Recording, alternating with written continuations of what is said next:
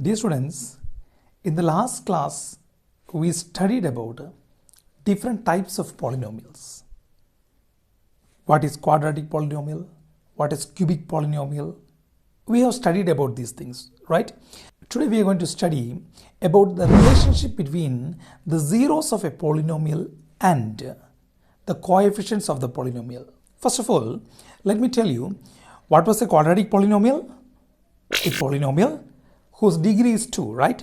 So there is a general form in which we have to mention any polynomial. It may be quadratic, it may be cubic, it may be biquadratic.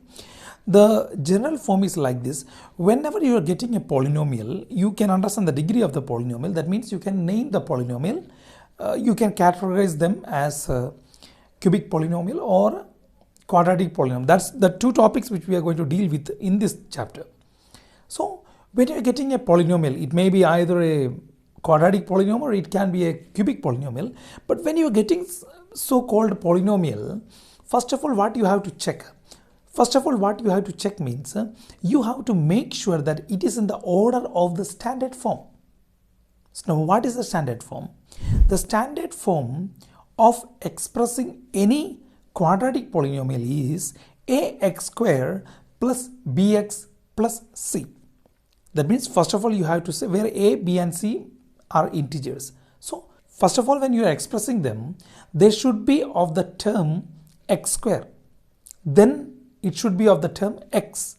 Then there should be a constant that's equal to 0. That will become an equation itself. So this is the way, means that's the way how to mention them. First of all, you have to write the biggest power. Means if it is a quadratic, the biggest power will be x square itself, right? So something x square, something x, then a constant number. So in general we will say ax square plus bx plus c. That is the general form how to express a quadratic polynomial. Then what will be the general form of a cubic polynomial? Definitely, just as you thought, the first term will be cube of x, right? So we can define it as ax cube plus bx square, right? Ax cube plus bx square plus cx plus d, where a, b, c and d are integers. Clear? So this is the way how to express a given polynomial in the standard form. So if whenever you are getting a question, the first thing which you have to check is whether the given polynomial or the question which is given in front of you is in the standard form. If it is not in the standard form, forget not to bring it in the standard form, then only start doing. Because plenty of times we have seen that plenty of students, they make a mistake. Even though they know the equations, they know how to deal with these things. But just because of this carelessness, they will lose the points. So that's why to remind you again, whenever you are getting a polynomial, you have to check whether it is in the standard form. If it is not in the standard form, you have to make it, or you have to convert it, or you have to arrange it in the standard form. Clear? Now, what is the relationship between zeros of any given polynomial and the coefficients? Coefficients means the number which lies just in front of the given variables. That means in front of x square there is a variable, in front of x there will be another variable, right? So finally you can see there will be a constant term regarding quadratic polynomial. So these terms or that numbers are what we call exactly coefficients. Keep in your mind, whatever numbers you are seeing inside the front, all the numbers are together called the coefficients of x or x square. Where it lies, it depends upon. If the number is in front of x square, it will be the coefficient of x square. If that number is in front of x, that will be the coefficient of x. If it is simply a number without x, that's what we call a constant term. Okay, so keep this in your mind. Now, is there any relationship between the zeros and these coefficients? Yes, there is. That's what we are going to study today. In our last topic, we discussed how to find a zero of a polynomial. How to find a zero of a polynomial? If a polynomial is given, first of all, you have to equate it to 0. If a polynomial is given, just imagine ax square plus bx plus c is equal to 0. A polynomial is given. An equation is given. And this quadratic equation, if you want to find the 0 of this equation, you have to equate it to 0 and then you have to solve for that x. And that x which you get is called as the 0 of the polynomial. Whenever you are solving, especially a polynomial, when you are solving a polynomial, we will never say the solution of a polynomial. Rather, we will use this word 0 of a polynomial. It's also called roots of a polynomial. So in some textbooks, they may be given as zeros of a polynomial, whereas in some textbooks, they will mention as roots of a polynomial. So keep this in mind. Both of them are same. It just gives you the clear-cut point that is the solution of the given equation. That's the only meaning of that one, but we are not using the term. We are using the term 0 of an equation. Okay, keep this in mind. Now, if you're finding a 0 of a quadratic polynomial, that means if you're finding the solution for a quadratic equation, I already told you, as the degree is 2, so came the name quadratic, right? So if the degree is 2, what does it mean? They are having 2 zeros. They are having 2 zeros. That's the meaning of that one. So now, let us imagine that let alpha and beta be the roots of the given quadratic equation. If any quadratic equation is given, just imagine that alpha and beta are the roots of the given polynomial. Okay. If alpha and beta are the roots of the polynomial, say while solving for x, you got alpha, then you got one beta. Just we are imagining two numbers. It's already alpha and beta are Greek alphabets. We are simply using here for our simplicity just to understand the theorem behind this one. Okay, nothing more. It's alpha and beta. So if alpha and beta are the roots of the given equation, or if alpha and beta are the zeros of the given polynomial, then we can say the sum of the roots, that means alpha plus beta, will be always equal to minus b by a. Minus b. What is minus b? Minus of b. What is b? What is b? B is the coefficient of x, right? So we can mention like this also, minus of coefficient of x divided by coefficient of x square, that is minus b by a. So that is the relationship. So again I repeat, alpha plus beta is equal to minus b by a, or sum of the roots or sum of the zeros is equal to minus b by a is the first relation. Second relation, the product of the roots. What were the roots? Alpha and beta. So product of the roots means alpha into beta, right? Alpha multiplied by beta. So alpha beta is equal to c by a. What is c? C is the constant term, right? C by a. C by a. So c is the constant term. A, what is a? A is the coefficient of x square. So we can say like this, the product of the roots is equal to constant term divided by what is a? Coefficient of x square. So we can mention like that also, okay? So alpha plus beta is equal to minus b by a, that is the first relation. And the second relation means alpha beta is equal to c by a. And now this is much more important. Just keep this very firmly in your mind, okay? See, if alpha and beta are the roots of equation, right now we studied that the sum of roots are having a relationship with the coefficients, and the product of roots are also having a relationship with the coefficient. That means if a polynomial is given, you can find the sum of roots. You can find the product of roots, right? Just by taking minus b by a, you will get the sum of the roots. If you are taking c by a, you will get the product of roots. Now, what if the sum of roots is already given and the product of roots is also given, and how can you find a polynomial from this one? Means the sum of roots of a quadratic polynomial is given, the product of roots of a quadratic polynomial is given, and from these zeros, is there any way to find back what the exact polynomial is? Yes, there is. This is an important equation. If the sum of the zeros are given and if the product of zeros are given, then the polynomial, that means the quadratic polynomial p of x, that means it will be an x, is equal to x square minus alpha plus beta, that means x square minus sum of the roots multiplied by x plus alpha beta, that means product of the roots. That means if the sum of roots are given and if the product of roots are given, easily you can find the polynomial itself. So this thing you should keep in your mind. Okay, that's very important regarding quadratic polynomial. And regarding a cubic polynomial, the general form of a cubic polynomial is ax cube plus bx square plus cx plus d is equal to 0. There also we can say there is a relationship between the zeros and the coefficient of a cubic polynomial.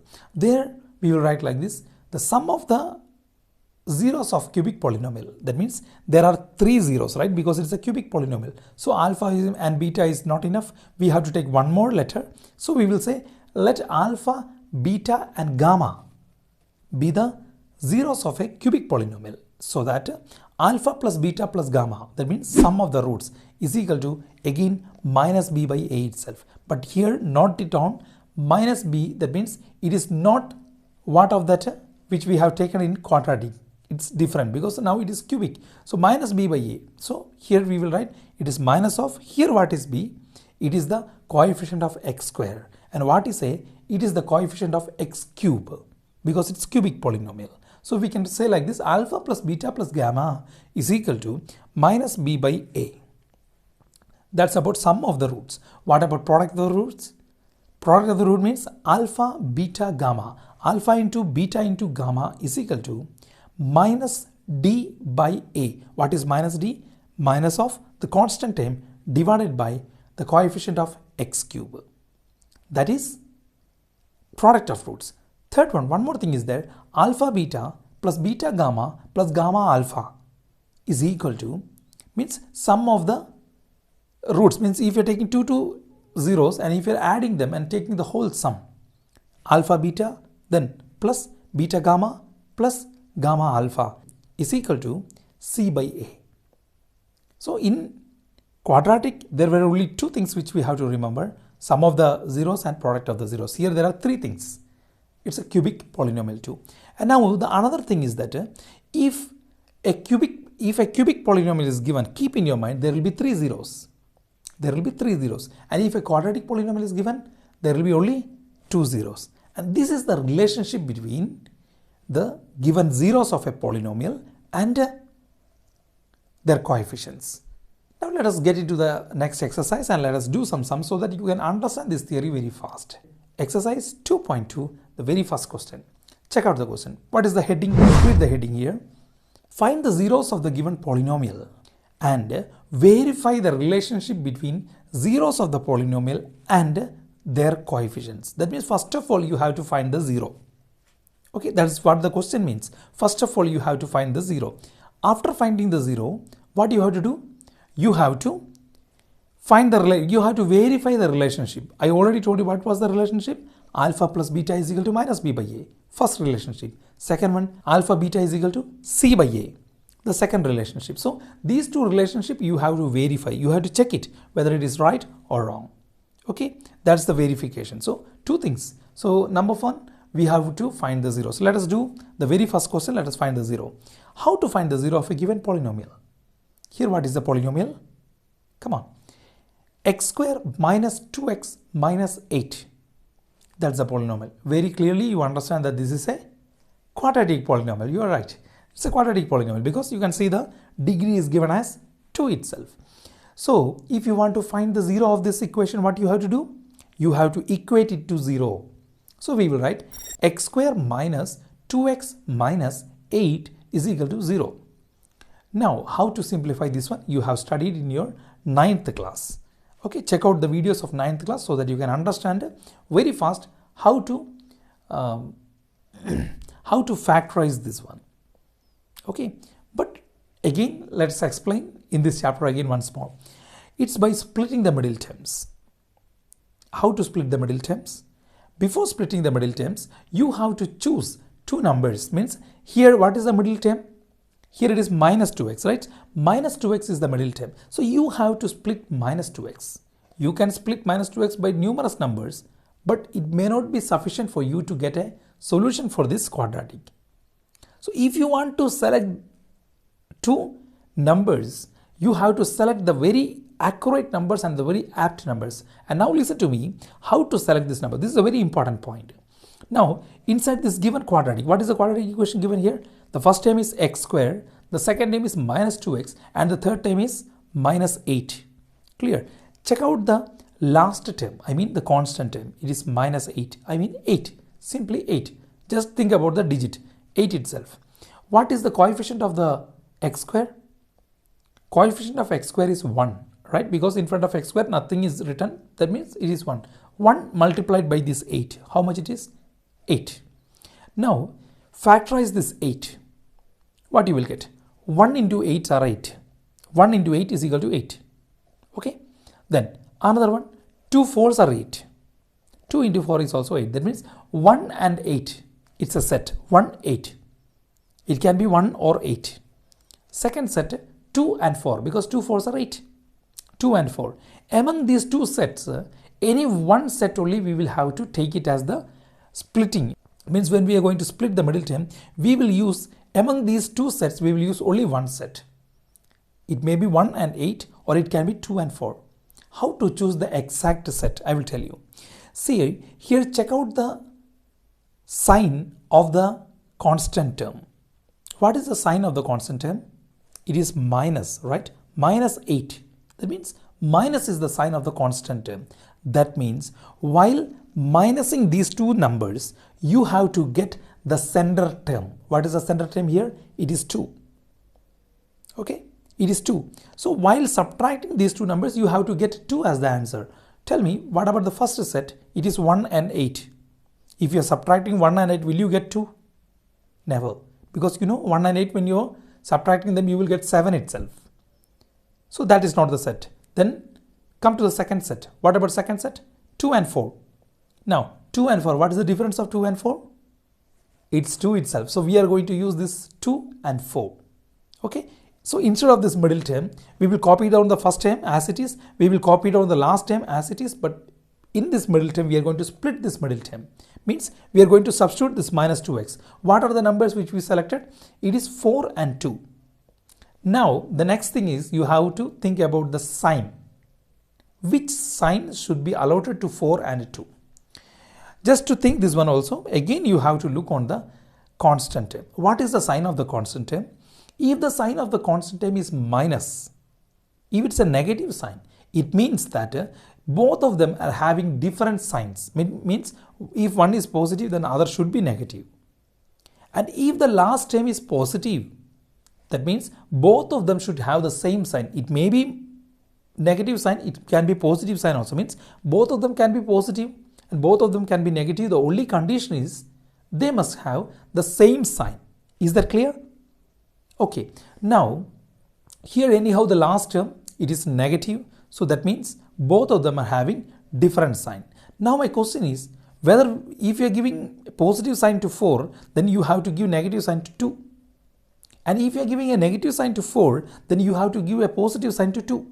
Now our question is, which sign will we give to a particular number? Which sign we will give to 4? Which sign we will give to 2? How to choose that one? Check out the center term. Here what is the center term? Center term is 2x. What is the sign of center term? It is minus. So this same sign you have to give to the bigger number. Which is the bigger number among these two things? Among 4 and 2. In between this 4 and 2, which is the bigger number? 4 is the bigger number. So to that bigger number, you will have to give the sign of the center term. Here the center term is minus, and that's why you will give that minus to 4. Now what does it become? Minus 4x. So if it is minus 4, then automatically I told you both of them must have different signs. If it is minus, then 2 will be positive. So 4x, that means minus 4x, and 2x will be the terms which we are going to take in the center term. So now let us split the center term. Splitting the center term, you will get x square plus 2x minus 4x minus 8 is equal to 0. Right? Now keenly watch these terms. You can see that in the first two terms, what is common? X is common. Bring it out. So you write x into, within the brackets, x plus 2, because already you have taken x outside. Now what about the other two terms?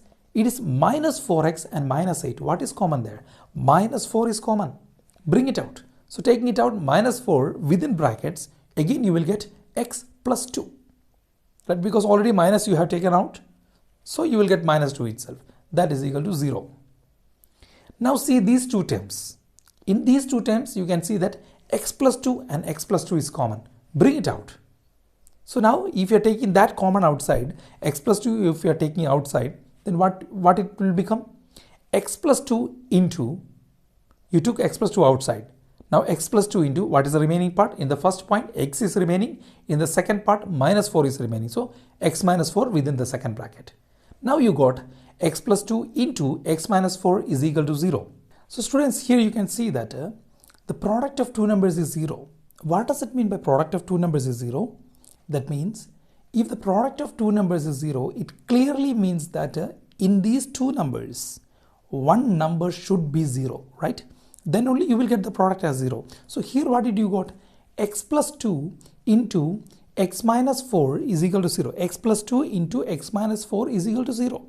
That means we can say x plus 2 is equal to 0 or x minus 4 is equal to 0.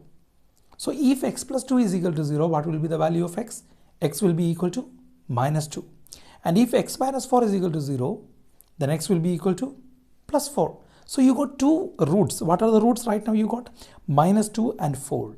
So we will say here alpha is equal to minus 2 and beta is equal to 4.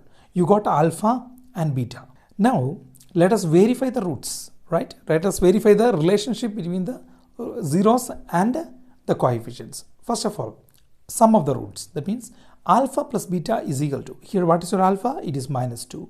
What is your beta? It is 4. So minus 2 plus 4, how much? It is 2 itself, right? 2. Let us verify whether it is minus b by a, because we already know that alpha plus beta should be equal to minus b by a. Now already when you are adding this original alpha and beta, the answers which you got right now, when you simply added them, you got the answer as 2. Let us check it whether it is minus b by a. Here what is the value of b? B, what is b? It is the coefficient of x. So here the coefficient of x is minus 2. So minus b means minus of b. So minus of minus 2, that means plus 2, divided by, what is the a here? It should be the coefficient of x square. Here the coefficient of x square is 1 itself. So we can say 2 by 1, right? It's minus b by a. So it's verified. Now let us check the product of roots. What is product of roots? It is alpha beta, right? So alpha beta is equal to, here what is alpha? It is minus 2, and what is beta? It is 4. Minus 2 into 4, how much it is? Minus 8. Let us check whether it is c by a, because already we know alpha beta is c by a. Let us check it. What is c here? Look out. You can see it is minus 8. What is a here? It is 1 itself. So minus 8 by 1, how much it will be? Minus 8 itself. Yeah, that's also verified. That means you not only found the zeros of the given polynomial, you found that the relationship between the zeros and the coefficient are also exactly the same. That means you have found the correct zeros, means your answer is true. Going to the second question. 4s square minus 4s plus 1 is equal to 0. So here it is a polynomial in S. It is P of S, right? A polynomial in S. So if you want to find the 0, as usual, you have to equate it to 0. So we will write 4s square minus 4s plus 1 is equal to 0. Now, what is the coefficient of s square? Means the very first coefficient, that means the a. That means our a. What is the a here? It is 4. What is the c here? That means the constant term, it is 1. 4 into 1, it is 4. Now factorize 4, because anyhow we have to split the middle term, right? That's why we are doing all these things. So factorize 4. What you will get? 1 into 4 or 2 into 2. That's also 4. So there are two sets. One is 1, 4. Another one is 2, 2. Now, how should we select this one? I told you. Check out the sign of the last term. I mean, the sign of the constant term. Here our constant term is, plus 1. So the sign is plus. That means while adding these two numbers, you have to get the middle term. Here the middle term is 4. So here 1 plus 4, how much it is? It is 5. That's not equal to the middle term. Another set is 2 and 2. 2 plus 2, that is 4. So we got the numbers. What are the numbers? 2 and 2. Now let us think about, so the numbers will be 2s and 2s, okay? The numbers will be 2s and 2s. Keep this in your mind. Now let us think about the signs of these two numbers. What about the signs? Now again we have to focus on the constant term. What is the constant term? It is plus 1, plus 1. As the constant term is positive, we can come to the conclusion that both of them will have the same sign. It can be either negative, it can be either positive. Now, whether we want to give positive or whether we want to give negative, check out the center term sign. The sign of the center term. What is the sign of the center term? It is minus 4s. That means the sign of the center term is negative. That means both of them, as we already know that both of them, they must have the same sign, and as the center term is negative, we will give the negative sign to both of the terms, and these terms will become minus 2s and minus 2s. So we are going to split the middle term by minus 2s, minus 2s. Let's split. Come on. What will be the next step? 4s square minus 2s plus 1 is equal to 0. From the first two terms, what is common? Take it out. Here what is common? 2s is common. When you're taking 2s outside, you will get within brackets 2s minus 1, right? Then what about the other two terms? It is minus 2s and plus 1. From this one, nothing is there common. When you're seeing at a glance, nothing is there common. So if there is nothing common, bring 1 outside. Anyhow, the initial point is minus 2. So I'm taking minus 1 outside. If you're bringing minus 1 outside, within brackets, what will be left over? It is 2s, then from plus 1, already you took one minus 1. So minus 1 will be there. Minus 1, because this minus 1 into this minus 1 will become plus 1 itself. That's the thing which you have to keep in your mind. Close the bracket is equal to 0. Now check out the terms within these brackets. They're exactly the same, right? So take it out. Now 2s minus 1 is the common term. So bring it out. 2s minus 1 within one bracket. So the rest of the terms will be in the other bracket. What are the rest of the other terms? It is 2s from the first term minus 1 from the second term. So 2s minus 1. Oh, see here, 2s minus 1 into 2s minus 1 is equal to 0. That means either this 2s minus 1 will be 0 or this 2s minus 1 will be 0. Both of them are anyhow same itself, right? So we write 2s minus 1 is equal to 0, or again 2s minus 1 is equal to 0. That is 2s is equal to 1. That means s is equal to 1 by 2. There also you will get s is equal to 1 by 2. So you got two roots. That means two zeros. That means alpha and beta. Here the alpha is 1 by 2. Beta is also 1 by 2. Now let us start verifying, right? Okay, let's start it. How will you verify? Come on. Alpha plus beta. So here what is alpha? It is 1 by 2. What is your beta? That's also 1 by 2. So 1 by 2 plus 1 by 2. How much it is? There is no need to divide actually, right? Just to find the LCM and do this thing, that thing. There's no need, because half plus half, full, right? That means 1 by 2 plus 1 by 2, that's equal to 1 itself. Half and half, when you're adding together, you will get 1 as the answer. That's it. Or if you're going to find the LCM and doing, you can do it like that. But you will get 2 by 2 after plenty of steps. So rather than going into that one, you can simply add them together. Half plus half is equal to 1. You can conclude like that. So now you got as sum of the roots is equal to 1. Let us check whether it is equal to minus b by a. What about our b here? What is our b here? It is minus 4. It is the coefficient of x. It is minus 4. So minus of minus 4 means minus of minus 4 is plus 4. So plus 4 divided by, what is a? The coefficient of x square. What is that one? That's also 4. So 4 by 4. What is 4 by 4? 1 itself. So it's verified. What about alpha beta? Here alpha is equal to 1 by 2 and beta is also equal to 1 by 2. So we can write alpha beta is equal to 1 by 2 into 1 by 2. That is equal to 1 by 4. You got 1 by 4. The product of the zeros is 1 by 4. Let us verify whether it is same. What was the product of zeros? It is c by a. Here what is our c? Check it out. It is 1. What is our a? It is 4. So 1 by 4. Yeah. It's verified. So this is how you have to verify whether you got the correct thing, means whether you got the correct zeros. This is how you have to verify that one. Okay.